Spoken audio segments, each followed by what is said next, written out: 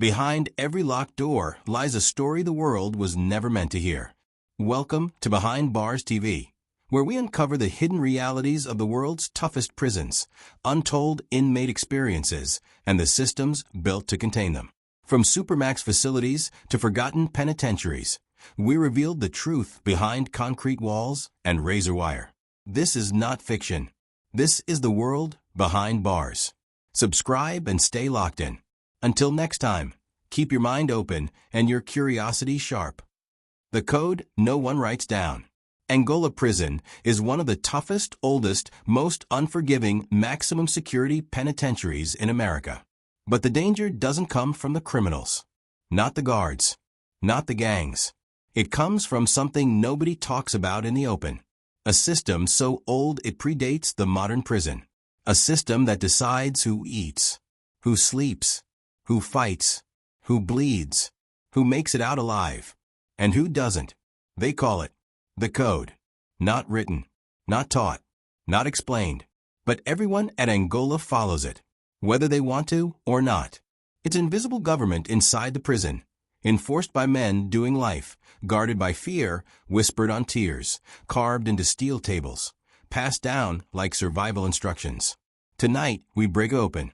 We talk to the men who lived by it, the guards who feared it, the inmates who broke it, and the ones who paid for doing so.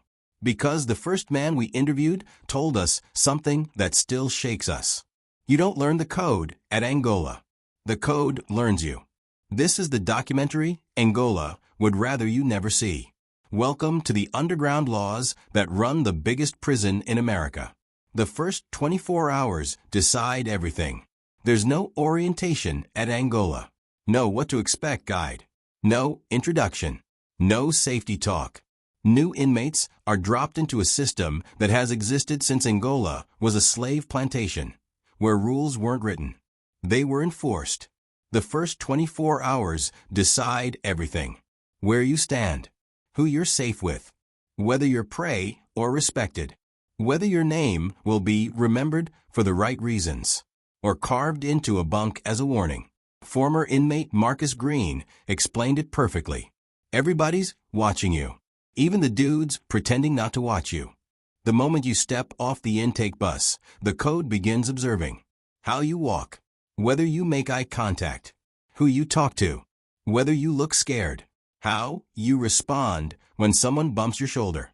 Whether your hands are shaking. Even how your eyes move when you scan the tier. A veteran inmate told us. If you look lost, you already lost. There is no room for innocence. No room for hesitation. No room for guessing. Because while Angola has guards, it's the code that runs the place. Rule number 1, never stand still. The first spoken rule we documented isn't written anywhere. But it's one every Angola lifer hammered into our interviews. Never stand still. In a maximum security prison where tensions rise like heat off concrete, standing still is interpreted as eavesdropping, posturing, plotting, challenging, or trying to memorize who walks with who. If you freeze in the middle of a movement, even for 1 second, someone is going to ask you, "What you looking for?" Translated, what are you planning? What are you hiding? Who sent you? One inmate told us the story of a young man who froze in front of the chow line, panicking because he didn't know where to sit. He stood still for maybe 3 seconds. 3 seconds too long. A knife scraped across the ground behind him. Someone whispered, "Move or get moved." He moved. Fast. But rule number 1 stays with every inmate for the rest of their sentence. Keep moving. Always. Because stillness gets mistaken for intent, and intent gets answered. Rule number 2, you don't pick a cell. The cell picks you. Unlike in movies, inmates don't walk into Angola and choose their cell. The cell chooses them based on the code. When a new man walks onto the tier, some cells go dark. Some close their curtains. Some inmates stand. Some sit forward. Some whisper to their neighbors. Because the tier is evaluating him. His age, his body language, his record, his charge, his tattoos, the scars on his knuckles, the way his shoulders sit. How he reacts when someone locks eyes with him. One guard described it as watching wolves smell a new animal and decide if they're going to eat it or protect it. The new inmate doesn't get a choice. He's placed where the code dictates. If he argues, he learns rule number 2 the hard way. One former prisoner explained, "A cell ain't 4 walls. It's a territory, a business, a kingdom. And you don't enter a kingdom without permission." The code makes sure of that. Rule number 3, never introduce yourself. In the free world, introducing yourself is normal. In Angola, it's a red flag, a dangerous one. The code is brutally clear. If you walk up and introduce yourself, you're lying. Why? Because real men at Angola don't volunteer information. They don't chase acceptance. They don't try to make friends quickly. Identity is earned, not announced. So when a newcomer smiles and says, "Hey, I'm Manny. First day," the tier reads it as, "You're hiding something. You're scared. You're desperate. You're fishing. Or you're working for someone." We interviewed a former tier rep named Big Lee. He explained it with a cold grin. Men who talk too much don't last too long. Silence is safety. Silence is strength. Silence is the first step in survival. Because the second you introduce yourself, you become visible. And visibility is dangerous inside the biggest maximum security prison in America. Rule number 4, the eye contact clock. One of Angola's most unique, chilling rules. 3 seconds or less. Every inmate knows it. Every guard knows it. Every fight starts when someone breaks it. The eye contact clock works like this. If you make eye contact for less than 1 second, you're aware. If you make eye contact for 2 seconds, you're acknowledging. If you reach 3 seconds, you're challenging. Once you hit 4 seconds, the code interprets it as, "What's your problem?" And Angola doesn't do slow responses to disrespect. Former inmate Terrence T-Bird Lacey told us, "A man'll cut you before he lets you stare through him. 1 small moment, 1 second too long. That's all it takes to shift the entire tier's atmosphere. Because in a place where nobody can leave, everything is personal." Rule number 5, debt is a death sentence. At Angola, the deadliest weapon isn't a shank. It's debt. A soup pack. A stamp. A battery. A honey bun. These aren't small things. They're contracts. A former inmate explained, "The second you take something, you just signed your name on a dotted line. And there are only 3 outcomes. 1, pay it back. 2, pay it back with interest. 3, pay with blood." One inmate we interviewed, a quiet man named Henson, said he watched a guy get stabbed over a single ramen pack. Why? Because debts chain upwards. If a man owes someone, his debt becomes part of another man's business. And that man answers to someone else. The code is a network. Even the guards don't interfere with debt enforcement. A retired sergeant said, "If you owe, you're owned." Rule number 6, no one fights alone. A guard whistles nervously. Hollywood lies. There's no such thing as a one-on-one fight in Angola. Every confrontation triggers a silent chain reaction. One man stands. His people stand. Their rivals stand. Neutral men move to the edges. The tier divides like the Red Sea, and suddenly the entire prison population holds its breath. One fight means 20 decisions being made at the same time. Every man calculates. Who's involved? What's the history? What's the affiliation? What will happen next? Will this spill over to the yard? Will the guards lock the unit down? A former CO named Jacob said, "By the time you see 2 men square up, 20 men already decided the outcome." The code decides alliances. The code decides stability. And if you break rule number 6, if you start a fight without people behind you, you won't survive the aftermath. Rule number 7, never eat alone. Never eat with the wrong person. Where a man eats inside Angola is a map of his social ranking. There is no sit anywhere. There are unwritten seating sections. The lifers' tables. The Muslims' tables. The writers' tables. The farmers' inmate work crews. The old heads. The young crash dummies. Neutral ground, the smallest area. A wrong seat is a declaration, or an accidental insult, or a challenge. One former captive described it perfectly. You don't pick your table. The table picks you. Eating alone is a problem too. It sends a message. You're isolated. You're vulnerable. Nobody claims you. You can be tested. Men who eat alone disappear faster. Everyone knows that. So the code protects men by grouping them, and punishes men by letting them sit alone. Rule number 8. Don't ask questions. The tier goes silent. This rule might be the most important of all. If you ask a question, you already said too much. Information moves through Angola like water, but only downward, never up. If a new inmate asks, "What's going on? Who is that guy? Why are they fighting? What's the beef? What's the rules here?" he's instantly flagged as weak, curious, nosy, a potential informant, a liability, or working for a guard. No one trusts a question. The code expects men to learn through watching, not asking. One of the oldest Angola inmates told us, "Eyes open, mouth shut. That's how you live." Rule number 9. Your charge decides your. Inside Angola, your crime walks into the room before you do. You can lie. You can deny. You can refuse to answer.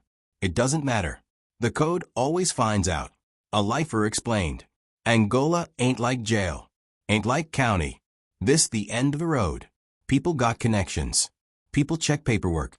If you're a murderer, you might be respected. A hustler, you might be protected. A robber, you might get tested. A rapist, you're in danger. A snitch, you might not last a week. But the most fragile category? Crimes against children. One former guard said, "Those guys don't join the population. The population joins them." Meaning, the code deals with them immediately. Within minutes of arrival, the tier has already decided your status. And there is no appeal process. Rule number 10. Pick a side, even if you think you haven't. No one is neutral in Angola. Neutrality is a myth. A dangerous one. Former inmate Slim Daniels told us, "If you ain't with nobody, you against everybody. You're judged by who you stand next to, who you nod to, who you eat with, who you walk the track beside, who you work with in the fields, who you don't talk to, who you try to avoid." One guard said, "Men join groups by accident. A newcomer might sit next to the wrong table in the chow hall and instantly be labeled as belonging to that clique. A simple handshake can be interpreted as allegiance. A shared cigarette can be a contract. A smile at the wrong person can become a political move. And once you're claimed, leaving is nearly impossible." Rule number 11. The old heads run the real government. A nod exchanged, subtle but powerful. One of Angola's most unusual truths. The older the inmate, the more power he has. Not because of violence. Not because of reputation. Not because of affiliation. Because of the code. The code respects age, experience, consistency, loyalty, wisdom, time served. In many prisons, young men run the yard. In Angola, the old heads run everything. A former CO said, "You want to know what's really happening in Angola? Look for the men with gray hair. They mediate disputes. They settle conflicts. They prevent wars. They informally manage dorm hierarchy. They even influence guard behavior." One inmate laughed and said, "If the old heads don't want trouble today, there ain't going to be trouble today." The old men are Angola's invisible executive branch. Rule number 12. Respect the faiths, the religious code. Angola is one of the most religious prisons in America. But that's not an accident. Religion is protection. Religion is structure. Religion is a shield. And inside Angola, the code makes one thing clear. Don't disrespect anybody's faith. It's one of the only rules that can get the entire tier on you instantly. Each religious group has elders, has rules, has internal discipline, has protection networks, settles its own problems. There are no jokes allowed about prayer, fasting, ceremonies, Scripture. Tattoos with religious meaning. Religious property. A lifer said, "You can disrespect a man's shoes. You disrespect his faith. You disrespect 100 men." Faith keeps men sane. Faith keeps men from exploding. Faith keeps the structure stable. The code defends that with everything. Rule number 13. The guards follow the code too. One of the most surprising discoveries from our interviews. The code doesn't stop with inmates. Guards follow it too. Not officially, not publicly, not in writing, but in practice? Absolutely. Many guards believe breaking the code causes chaos. Following the code keeps the unit peaceful. The unwritten rules prevent riots. The inmate hierarchy helps maintain order. Old heads are more reliable than younger officers. Some issues are inmate business, not guard business. Balance is better than force. A retired sergeant told us, "You don't stop the code. You manage around it." Another guard admitted, "Sometimes the inmates solve problems faster than we do." Guards who ignore the code get disrespected, lose control, cause tension, escalate situations, or worse, get targeted. The code is a system. It governs everything, including the people wearing the badges. Rule number 14. If you start it, you finish it. Everything around them freezes as the tension rises. Angola has one of the simplest, harshest rules in its underground system. You throw the first punch, you throw the last. There's no halfway violence. "No, I didn't mean it. No, I was just mad." If you lay hands on another man, you are required by the code to finish the fight. Why? Because starting a fight and backing out is seen as weakness, fear, hesitation, an invitation for predators, a signal you can be controlled, a sign you're not serious. A former inmate named Deshawn said, "You start something and don't finish it, you gon' spend the next 2 weeks looking over your shoulder." One former guard described fights in Angola as lightning strikes, one flash, then the storm. If you hesitate, you lose. If you walk away, you've already lost. And when someone loses in Angola, the code doesn't let the loss stop at embarrassment. It becomes your identity. Rule number 15. Don't bleed the tear. This is one of the darkest and most chilling rules of the entire code. Don't bleed the tear. It means exactly what it sounds like. Never leave blood visible where guards or enemies can see it. If you must settle a fight, do it clean. Do it fast. Do it silent. Do it where the code can keep it quiet. If an inmate bleeds the tear, the guards lock everything down. Everyone loses privileges. Everyone loses yard time. Everyone loses phone time. Everyone loses movement.